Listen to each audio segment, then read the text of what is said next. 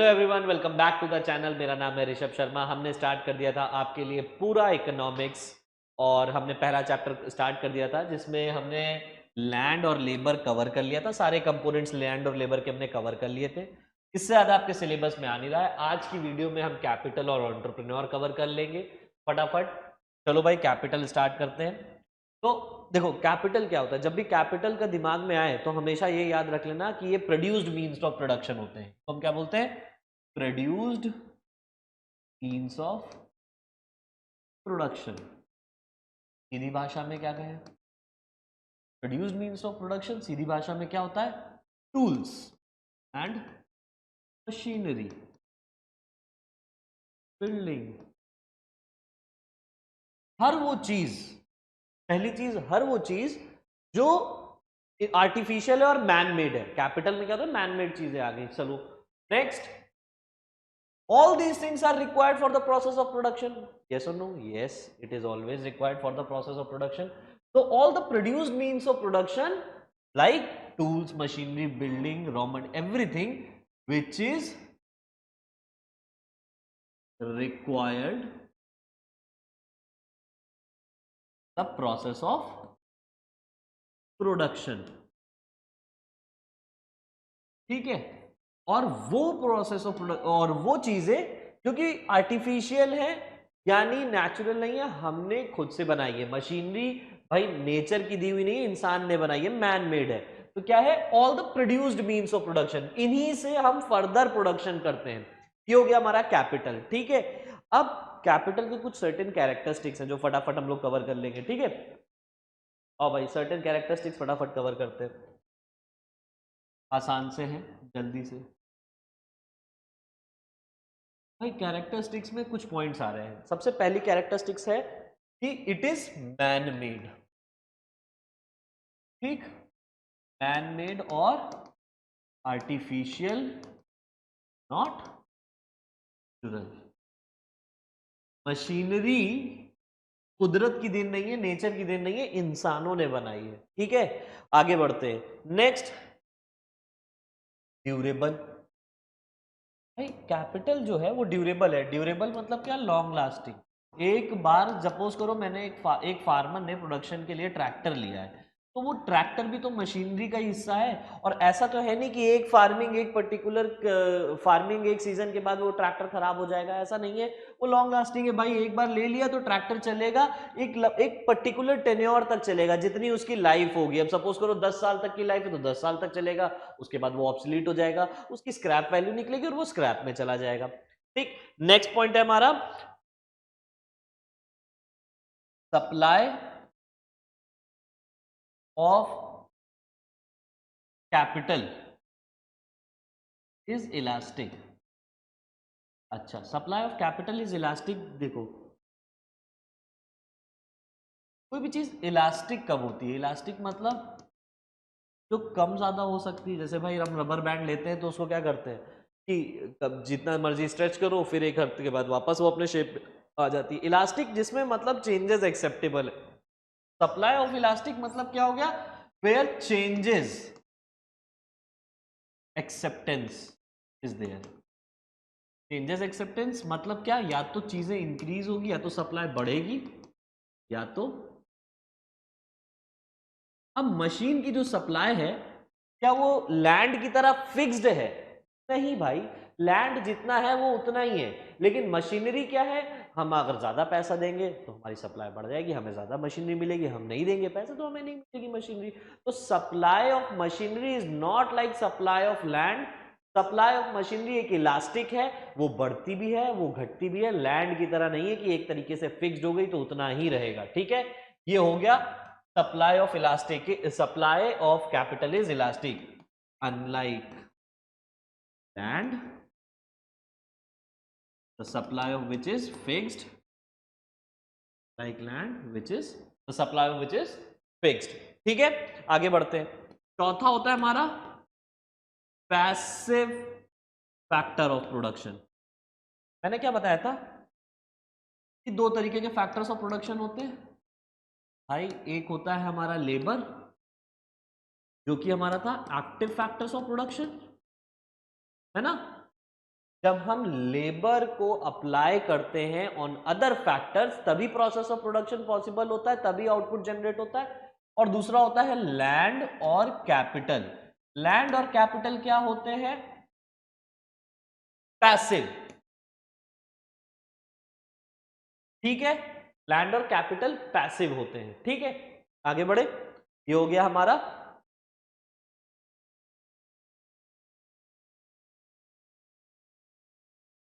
Passive factors of production. ठीक, that means it can not produce goods and services by their own. ठीक है, उस पे हमें लेबर अप्लाई करना ही होता है। आगे बढ़ो भाई। नेक्स्ट नेक्स्ट है हमारा पैसे 1 2 3 4 5, 5 बार लिख लो। It is subject to depreciation. ये बढ़िया चीज है। Subject to depreciation. भाई कितने लोगों को डेप्रिसिएशन का मीनिंग पता है?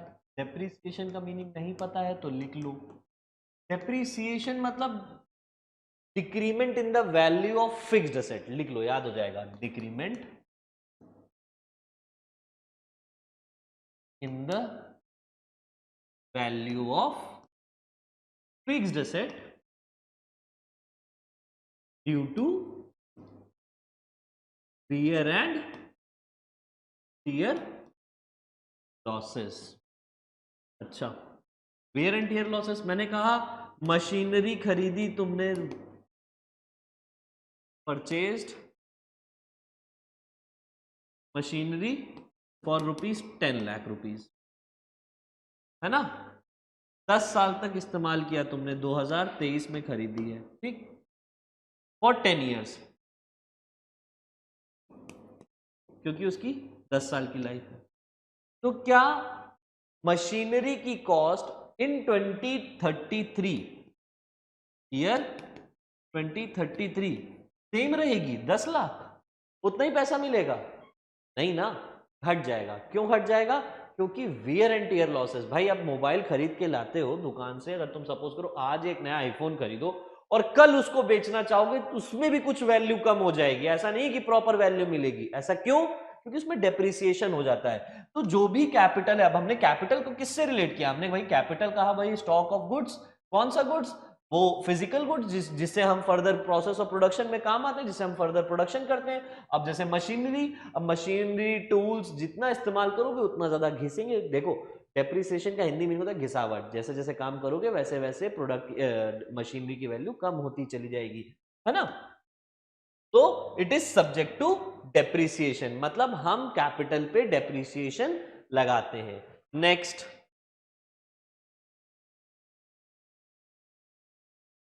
Sixth point, it is a mobile factor of production.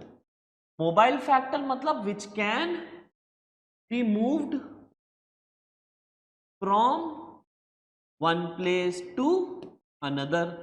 Majority of the capital production कहाँ होता है? आउटसाइड नेशंस में, लाइक चाइना, लाइक जर्मनी। हम जर्मनी से मशीनरी खरीदते हैं, चाइनीज मशीनरी खरीदते हैं और यहाँ पर इंपोर्ट करते हैं। तो एक जगह से गुड्स खरीद के, एक जगह से कैपिटल खरीद के दूसरी जगह लाई जा रही है। तो ये पॉसिबल हो पा रहा है क्योंकि कैपिटल मूवेबल है। ठीक है, अनलाइक लैंड, लैंड नहीं होता है। आगे बढ़ो भाई। It is a mobile factor, that means it can be move from one place to another. आओ भाई पीछे आओ। मीनिंग खत्म, कैरेक्टरिस्टिक खत्म। अब आता है टाइप्स। दो भाई, ये भी बहुत आसान है। तो कह रहा है दो तरीके से क्लासिफाई है। एक होता है फिजिकल कैपिटल, जो अभी हमने पढ़ा, और एक होता है हमारा, कौन सा टाइप में आ रहा है? Financial capital. दोनों के नाम से ही मीनिंग समझ में आ जाता है भाई। Physical capital refers to the stock of machinery tools. Physical capital refers to the stock of tangible machinery, tangible goods which are used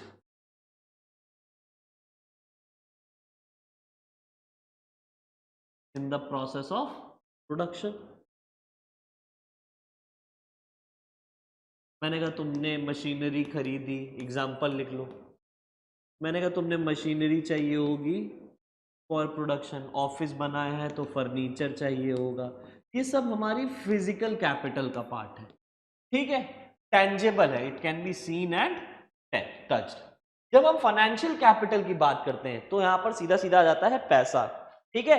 तो फाइनेंशियल कैपिटल में क्या लिखो, paper claim against the physical capital, paper claims against the physical,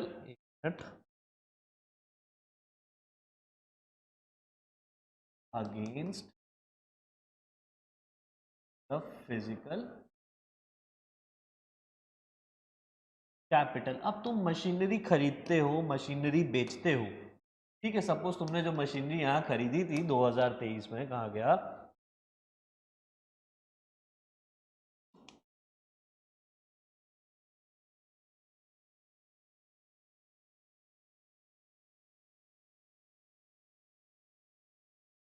पढ़ाओ, तुमने जो machinery खरीदी थी 2023 में, अब उसे बेचना है तो उसके लिए, अब बेचोगे तो पैसा आएगा, वो पैसा भी मेरे लिए काम आएगा। मुझे फर्दर कोई मशीनरी खरीदनी है उसके लिए भी पैसा चाहिए, लैंड एक्वायर करना है उसके लिए भी पैसा चाहिए। तो जो पैसा चाहिए होगा, रॉ मटेरियल भी खरीदना है तो भी उसके लिए पैसा चाहिए होगा। ये भी पैसा जो चाहिए वो मुझे फैक्टर्स ऑफ प्रोडक्शन की तरह काम करेगा, क्योंकि मैं उस पैसे को इस्तेमाल करूंगा इन द प्रोसेस ऑफ प्रोडक्शन। भाई गुड्स, मैंने पैसा इस्तेमाल किया मशीनरी खरीदने के लिए, मशीनरी से मैंने प्रोडक्शन किया। रॉ मटेरियल खरीदा, रॉ मटेरियल से मैंने फर्दर गुड्स बनाए। लैंड खरीदा, उस पर फैक्ट्री लगाई ताकि मैं उस पर फर्दर प्रोडक्शन कर सकूं।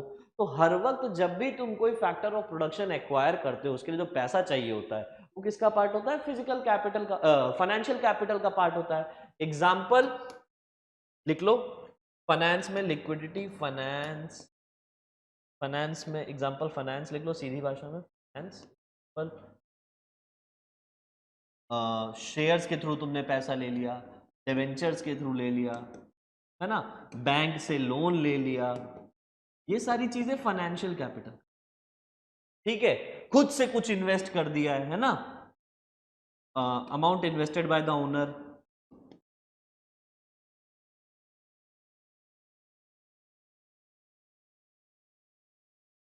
ये सब किसका पार्ट होता है, ये सब पार्ट होता है फाइनेंशियल कैपिटल। तो physical capital, stock of tangible goods, और सिंपली मशीनरी और फर्नीचर और एनी अदर फिजिकल, लैंड कुछ भी हो सकता है वो। अब लैंड को हम लोग कैपिटल भी बोल रहे हैं और लैंड को हम लोग एक अनदर फैक्टर्स ऑफ प्रोडक्शन भी बोलते हैं। हाँ बच्चे, लैंड पे अगर तुम फैक्ट्री लगाओगे तो वो एक तरीके से तुम्हारे लिए काम ही तो कर रही है। और लैंड का मतलब सिर्फ और सिर्फ अर्थ का सरफेस नहीं होता है, उसका क्या मतलब होता है, all the resources which are coming from land, ठीक है। तो दोनों तरीके से देखा जाता है। आगे बढ़े, आगे बढ़ो भाई।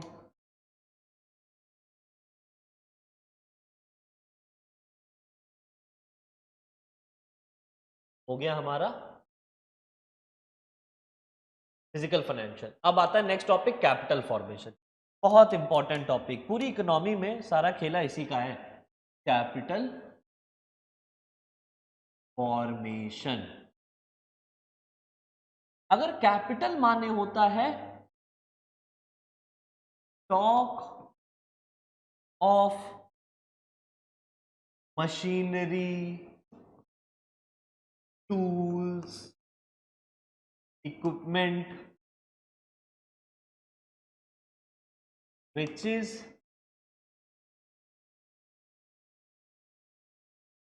required etc लिख लेना, etc required for process of production. तो कैपिटल फॉर्मेशन क्या होगा, कैपिटल फॉर्मेशन में एक सफिक्स लग जाएगा, प्रीफिक्स लग जाएगा, वो क्या, इंक्रीजिंग द स्टॉक। हम कैपिटल फॉर्म कर रहे हैं, मतलब क्या है, हम लगातार अपने स्टॉक में मशीनरी, टूल्स, इक्विपमेंट्स, हर वो चीज जिससे हम प्रोडक्शन करते हैं उसका स्टॉक का इंक्रीमेंट कर रहे हैं, बढ़ाते जा रहे हैं, तो हमारी कैपिटल फॉर्मेशन होती जा रही है। ऐसा समझिएगा, कैपिटल फॉर्मेशन हर एक इकोनॉमी के लिए जरूरी है। अब तुमने कहा कि सर कैपिटल क्यों जरूरी है, क्योंकि हम भाई इससे प्रोडक्शन करते हैं। अगर हमने कैपिटल बढ़ा दी तो हमारा प्रोडक्शन बढ़ गया, प्रोडक्शन बढ़ गया तो कंजम्पशन बढ़ गया, कंजम्पशन बढ़ गया और प्रोडक्शन बढ़ गया, हमारी इनकम बढ़ गई। ठीक है, नेशनल इनकम जो होती है हमारी, flow of goods and services, इस तरीके से रिलेट किया जाता है कि कैपिटल फॉर्मेशन जरूरी है। हर इकोनॉमी में एक सर्टेन लेवल पे कैपिटल फॉर्मेशन हो रहा है, किसी में बहुत तेजी से हो रहा है, किसी में बहुत धीमे धीमे हो रहा है। अब मेक इन इंडिया एक प्रोजेक्ट आया। मेक इन इंडिया प्रोजेक्ट क्यों आया? मेक इन इंडिया प्रोजेक्ट इसलिए आया ताकि लोग आके हमारे वहां पैसे लगाएं, मशीनरी लगाएं, प्लांट लगाएं, हार्ले डेविडसन अपनी बाइक लेके आ जाए, ठीक है, अलग अलग कंपनीज अपना इन्वेस्टमेंट करें, सैमसंग आ जाए, एप्पल आ जाए, और वो क्या कर रहे हैं? एग्जाम्पल ले लो, सैमसंग आया, उसने नोएडा में फैक्ट्री लगा दी, लोगों को एम्प्लॉयमेंट मिल गया। एप्पल आया, उसने तमिलनाडु और हैदराबाद साइड कहीं फैक्ट्री लगा दी, उसमें भी मशीनरी का इस्तेमाल किया, एम्प्लॉयमेंट जनरेट हुआ। तो every year certain level of capital formation is happening in every economy. अब किसी में ज्यादा है और किसी में कम है, ठीक है। तो कैपिटल फॉर्मेशन क्या है? Increasing the stock of tools and equipments in the equipments or any other physical capital which is required for the process of production, उसके में हमने इंक्रीमेंट कर दिया। क्लियर? समझ में आया? अब भाई एक चीज आती है कि जब अगर तुम मशीनरी की बात कर रहे हो, तुम मशीनरी या कुछ भी लाओगे तो उसमें डेप्रिसिएशन तो होगा ही ना। तभी तुमने बताया कि capital is subject to depreciation. तो जब भी हम कैपिटल फॉर्मेशन की बात करते हैं, हम उसमें से हमेशा वियर एंड टियर लॉसेस हटा देते हैं। इसको हम लोग रिप्लेसमेंट कॉस्ट भी कहते हैं कि भाई 10 साल बाद खराब हो जाएगी तो 10 साल बाद बदलनी भी तो पड़ेगी। वो 10 साल बाद मशीन बदलने के लिए जो पैसा चाहिए होगा वो हम अभी से एक्यूमुलेट करके चलते हैं, उसको हम लोग बोलते हैं वियर एंड टियर लॉसेस। ठीक है, चलो भाई आगे बढ़ो।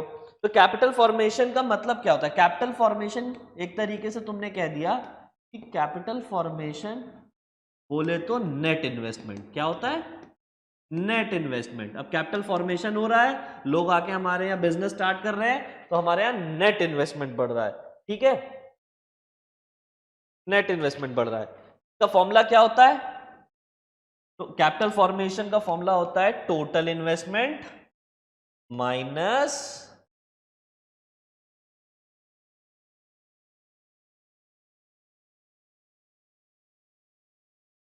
ठीक, कैपिटल फॉर्मेशन का फॉर्मूला होता है टोटल इन्वेस्टमेंट, जितना पैसा लगाया गया है उसमें से जो कंजम्पशन हुआ है फिक्स कैपिटल का, दैट इज डेप्रिसिएशन, इसे माइनस कर दिया जाए, ठीक हो जाता है हमारा टोटल कैपिटल फॉर्मेशन, या फिर एक इकोनॉमी में जितना नेट इन्वेस्टमेंट हुआ है। नेट इन्वेस्टमेंट मतलब हम पुरानी मशीनरी की कॉस्ट भी हटा देते हैं, रिप्लेसमेंट कॉस्ट हटा दिया जाता है, इसको बोलते हैं डेप्रिसिएशन। डेप्रिसिएशन मतलब जो घिसावट हुई वो हटा दो और जो नया स्टॉक ऐड हुआ है वो लगा दो। टोटल में से माइनस किया हमने घिसावट, तो हमारा एक्चुअल कैपिटल कितना फॉर्मेशन हुआ है। और इसके कई प्रोसेस होते हैं, आप समझिएगा, जैसे अब प्रोसेस भी आ रहा है शायद, राइट, मीनिंग क्लियर। अगला टॉपिक ही है प्रोसेस, ठीक है। और भाई प्रोसेस ऑफ कैपिटल फॉर्मेशन पढ़ लो भाई, क्या है, क्या मीनिंग समझ में आ गया? कैपिटल फॉर्मेशन क्या होता है? Increasing the stock of machinery, tools और any other equipment, physical tangible goods which is required in the process of production. ठीक है, आगे बढ़ो भाई, आगे बढ़ो। अगला इंपॉर्टेंट टॉपिक है process of capital formation. What is a process of capital formation? 3 step में समझिएगा। सबसे पहली चीज तुमने कहा अगर कैपिटल फॉर्मेशन क्या है कि इंक्रीज करना है स्टॉक मशीनरी का। अब भाई ऐसे समझिए, कैपिटल फॉर्मेशन होता कब है? अगर मैं आपको इकोनॉमी के पॉइंट ऑफ व्यू से, जनरल इकोनॉमी के पॉइंट ऑफ व्यू से समझाऊं, तो आप ऐसे समझिएगा। इकोनॉमी में मैंने कहा 3 लोग हैं। एक आम लोग जिसे हम कहते हैं हाउस होल्ड, हमारे तुम्हारे जैसे लोग। हम तुम लोग क्या है? हाउस होल्ड, हमारे तुम्हारे हाउस होल्ड में आते हैं। एक होते हैं बिजनेस फर्म्स, चिमनी लगा,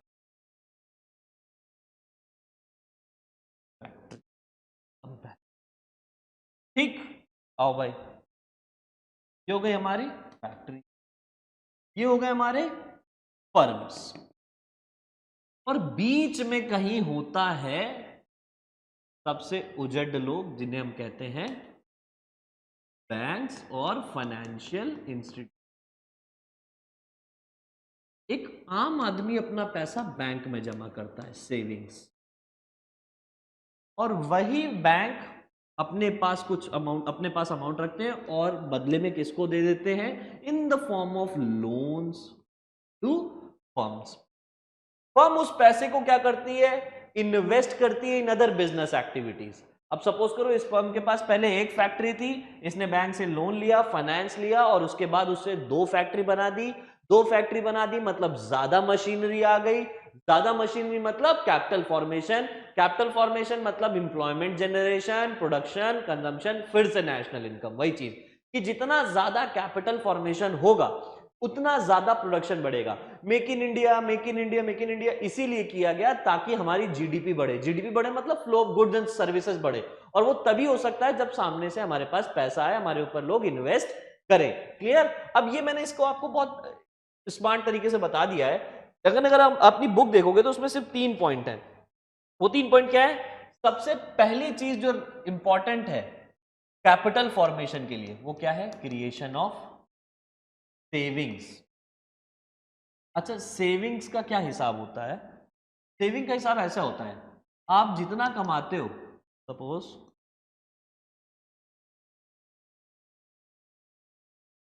तुमने कहा, यहां पर अब यही वाला एग्जांपल देखो कि हाउस होल्ड अपनी सेविंग्स देते हैं, और सेविंग किस चीज पे डिपेंड करती है?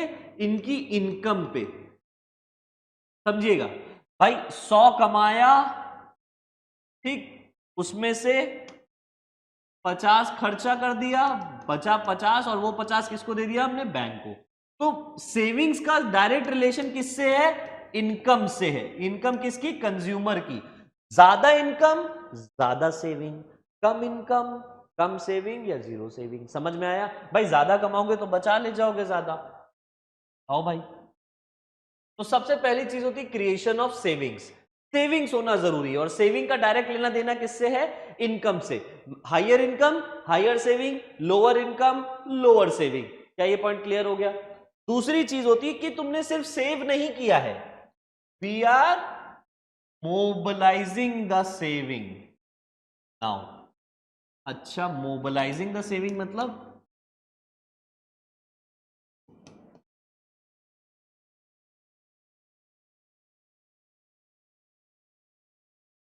तुमने यहां देखो भाई, हमने सेविंग करी 50, और ये सेविंग दी किसको? बैंक को। फ्रॉम हाउस होल्ड सेविंग किसके पास जा रही है? बैंक के पास जा रही है। भाई बैंक बढ़िया चीज है, हमने भैया अपना कमाया सारा बैंक को दे दिया, और बैंक ने बदले में हमें क्या देगा? हम बैंक में क्यों देते हैं? ताकि हमें कुछ रिटर्न मिल सके, बदले में कुछ इंटरेस्ट मिल सके, है ना? इसीलिए हम करते हैं। बैंक ने वही चीज अगर लोन दे दी है फर्म को, और वो फर्म से क्या चार्ज करेगी? इंटरेस्ट। ठीक है, higher than the rate of interest which they are giving to the household. आगे बढ़ो भाई।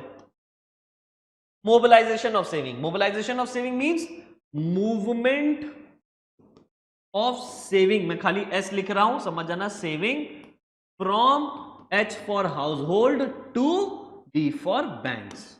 क्लियर? क्लियर? अब तीसरी चीज जो आती है वो है इन्वेस्टमेंट। हमने बैंक को सेविंग दे तो दी, लेकिन क्या इससे कैपिटल फॉर्मेशन हो गया? इससे इन्होंने फैक्ट्री लगा ली? नहीं।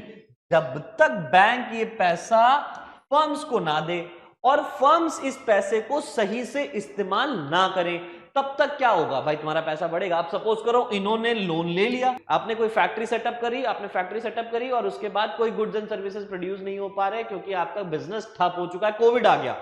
लो भाई, हमने क्या किया? लोन दिया। अजम्पशन वाला पॉइंट अगर वो कहें, रिसोर्सेज वाला, वो हटाओ और ये वाला समझ लो कि इन्होंने क्या किया कि लोन दिया, लोन से इन्होंने पैसे इन्वेस्ट करे, लेकिन कोविड आ गया। अब भाई करोगे क्या? इन्होंने अमाउंट तो इन्वेस्ट किया, लेकिन कोविड आ गया तो बिजनेस बंद, बिजनेस बंद तो भाई फिर से फैक्ट्री पे ताला। अगेन कोई कैपिटल फॉर्मेशन नहीं हुआ। कैपिटल फॉर्मेशन एक प्रोसेस की तरह है, चलता रहता है। ठीक है, तो तीसरा सबसे इंपॉर्टेंट पॉइंट आता है हमारा इन्वेस्टमेंट ऑफ सेविंग्स। ठीक, ये फिर से चलता रहेगा। ये प्रोसेस एज इट इज चलता रहता है। पहले सेविंग करो, फिर बैंक में दो, बैंक वो पैसा इन्वेस्टमेंट में कर देगा, उनको देगा, फर्म्स को देगा, फर्म्स कमाई करेंगे, उससे एम्प्लॉयमेंट जनरेट होगा, लोगों की जेब में पैसा जाएगा और वो फिर से सेव करेंगे और फिर से इन्वेस्ट करेंगे। ये फंडा यूं ही चलता रहता है। क्लियर? आगे बढ़े, प्रोसेस खत्म। अब एक क्वेश्चन आता है आखिरी वाला कि what is a need for capital formation, है ना? हमें कैपिटल फॉर्मेशन करनी ही क्यों है? क्या मिल जाएगा कैपिटल फॉर्मेशन करने में?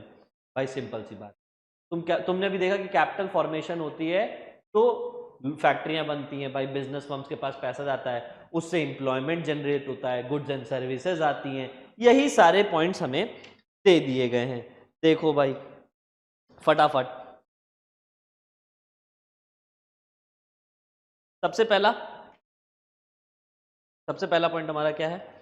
सबसे पहला पॉइंट हमारा increases productivity, it increases productivity. दूसरा, प्रोडक्टिविटी तो इंक्रीज होती ही होती है, साथ साथ क्या है, लोगों को नौकरी मिल रही है। एक फैक्ट्री थी 100 लोग काम करते थे, 2 फैक्ट्री हुई 200 लोग काम करने लग गए, इंक्रीजेस एम्प्लॉयमेंट। ठीक। तीसरा कह रहा है कि आप अगर कैपिटल लगाओगे नहीं, अगर आप पैसा नहीं, अगर सोचो सेविंग ही ना हो, तो क्या कैपिटल फॉर्मेशन होगा? नहीं होगा। और कैपिटल फॉर्मेशन नहीं होगा तो किसी चीज का प्रोडक्शन होगा? नहीं होगा। तो इंपॉर्टेंट क्यों है कि without capital there can be no production, without capital no production. और बताओ, गुड्स एंड सर्विसेज बनेंगे, मेरे हिसाब से 1 2 3 काफी हैं, आपका कैपिटल खत्म होता है। ठीक है, चलो भाई आगे बढ़ो। आखिरी टॉपिक पे आ रहे हैं, लास्ट टॉपिक क्या है? Entrepreneur, meaning, function and role of entrepreneur in the economic development. चलो भाई शुरू करें। सबसे पहले एंटरप्रेन्योर होता क्या है?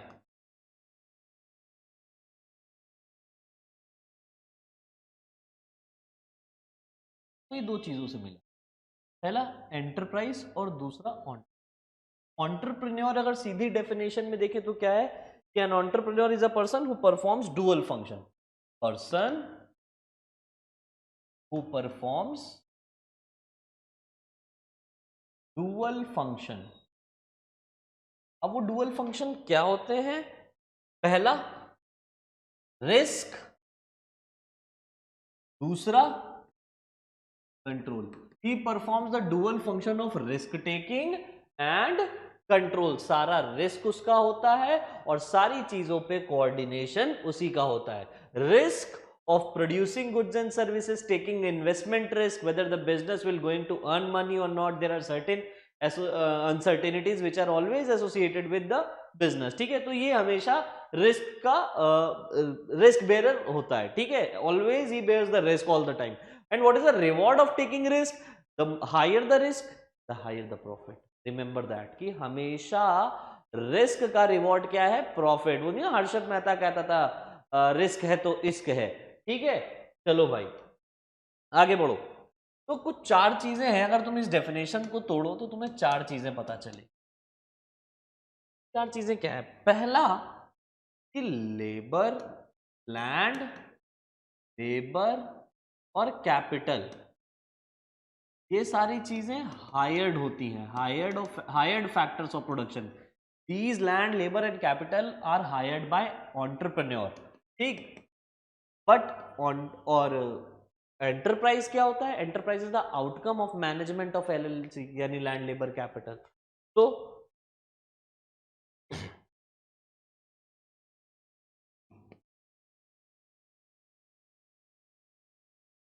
नॉट, नेक्स्ट पॉइंट होता है रिवॉर्ड। रिवॉर्ड भाई, रिवॉर्ड लैंड, लेबर, कैपिटल का जो होता है वो कॉन्ट्रैक्चुअल होता है।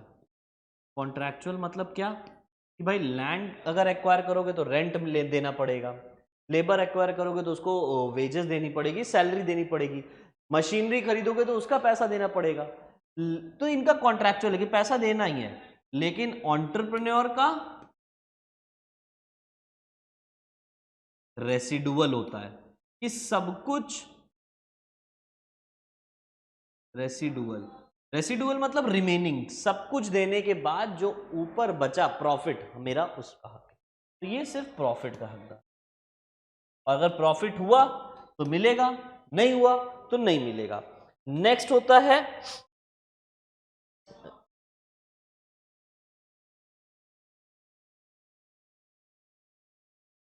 रिस्क। नेक्स्ट पॉइंट ले लो, रिस्क। सबसे भाई always there are always risk when it comes to enterprise, every other risk is taken by the entrepreneur himself and what is the reward of risk, ये हमने तय कर लिया। अब रिस्क कई चीजों का होता है, चलो भाई आगे पढ़ लेंगे रिस्क कितनी चीजों का होता है। रिस्क को अगर रिस्क का मैं मीनिंग निकालूं तो क्या होता है भाई, रिस्क मतलब कि फियर ऑफ लॉस, और लॉस किसकी वजह से होता है, अनसर्टेनिटीज। तुम्हें नहीं पता कोविड आने वाला था, तुमने ले लिया पैसा, ठीक। अनसर्टेनिटीज किस तरीके की हो सकती, कई तरीके की हो सकती है। हो सकता है कि टेक्नोलॉजी में ही अनसर्टेनिटीज हो, जिस तरीके का तुम बिजनेस करना चाह रहे हो उस तरीके की टेक्नोलॉजी ऑब्सोलीट हो चुकी हो सकता है गवर्नमेंट पॉलिसी में चेंजेस आ जाए, गवर्नमेंट पॉलिसी में जो तुम बिजनेस करने चाह रहे हो गवर्नमेंट कहते बैन, लो अब क्या करोगे। तीसरा तरीके का रिस्क हो सकता है ह्यूमन फैक्टर, ह्यूमन रिस्क, भाई थेफ्ट हो गई, चोरी कर ली किसी ने, फ्रॉड कर दिया, तुम्हारी बिजनेस इंफॉर्मेशन कहीं और दे दी। नेचुरल फैक्टर, भाई natural factor one of the natural factor, हमने कहा कि भाई सुनामी आ गई, लो बाढ़ आ गई, बिजनेस डूब गया, खत्म, अब क्या करोगे। ये सारे ही फैक्टर्स हैं जो एसोसिएटेड है रिस्क से, जो कौन लेता है, एंटरप्रेन्योर। तो अगर हम एंटरप्रेन्योर की डेफिनेशन में सिर्फ 3 कैरेक्टरिस्टिक्स उठा के देखें तो वो क्या निकल के आता है, 4 नहीं 3 ही देखो। सबसे पहला कैरेक्टरिस्टिक्स यही आता है कि बाकी सारे फैक्टर्स ऑफ प्रोडक्शन हायर्ड होते हैं और एंटरप्रेन्योर हायर्ड नहीं होता है। अब हायर्ड नहीं होता है इसका मतलब क्या है कि जो रिवॉर्ड है वो भी कॉन्ट्रैक्चुअल है, बाकी सारों का, लैंड लेबर कैपिटल का और एंटरप्रेन्योर का कोई कॉन्ट्रैक्चुअल नहीं है। प्रॉफिट होगा तो मिलेगा, नहीं होगा तो नहीं मिलेगा, ये रेसिडुअल होता है। रिस्क क्या होता है, रिस्क माने अनसर्टेनिटीज जो कि एसोसिएटेड होती है कई सारे फैक्टर से, हमने कवर कर ली। आओ भाई चलो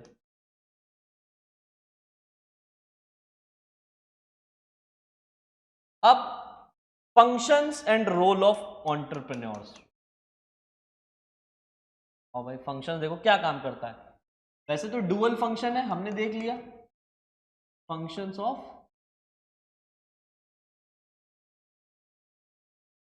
कई सारे फंक्शन। सबसे पहला फंक्शन रिस्क लेता है, दूसरा फंक्शन ही is the one who is the decision maker, decision making हर तरफ से, right from the selection of a raw material to finalise the process of a business, whether it is a business model, whether it is a product, whether it is a packaging, labeling, every decision related to business is taken by entrepreneur. इसके बाद he is the one who is responsible for the coordination between various department, coordination and supervision, क्योंकि कहीं ना कहीं यही तो हमारा manager भी होता है, हर एक लेवल पे हर एक डिपार्टमेंट से कोऑर्डिनेट करना। नेक्स्ट डिस्ट्रीब्यूशन फंक्शन,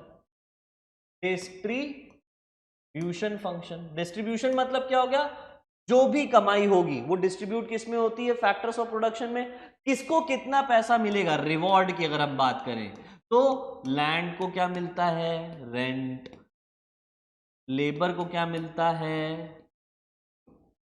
लेबर को मिलती है उसकी वेजेस, कैपिटल एक्वायर करने का पैसा जाता है, ठीक, रिक्वायर्ड फॉर कैपिटल। ये सारी चीजें कौन डिसाइड करता है, एंटरप्रेन्योर को, किसको कितना, किस लैंड का कितना रेंट पड़ेगा, वेजेस कितनी देनी चाहिए और किस मशीन को एक्वायर करने के लिए मैं कितना पैसा दूं।